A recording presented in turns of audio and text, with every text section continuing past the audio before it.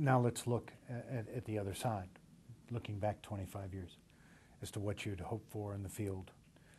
Disappointments? Oh, sure. Well, Well, to the extent that mediation has become institutionalized in various places and become part of the official system, that's both a success and a failure. It's a success in that we ought to have mediation available in every courthouse. I mean, that's the public justice system. It's free. The problem is that when you institutionalize something, you pick up a lot of the bureaucratic features that the court system already has.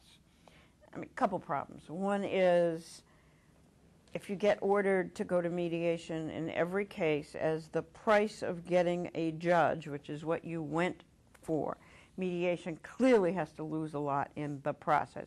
It becomes another hoop for people to jump through. And in some states, ironically, the states that have the most mediations, perhaps, I think we see that happening. Texas, for example. It's just part of the system.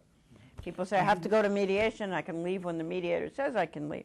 The other thing is we haven't funded mediation the way we funded the official justice system.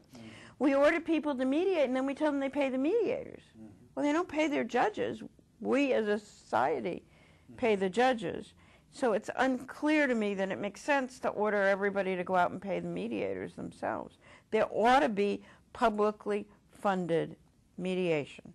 And it ought not to be done on the backs of lawyers who get conscripted, in effect, to be volunteer mediators. That really devalues the service, I think. There are professional mediators. We ought to be able to do it in the private sector. We ought to be able to do it in the public sector and work for the justice system. So that's one big disappointment.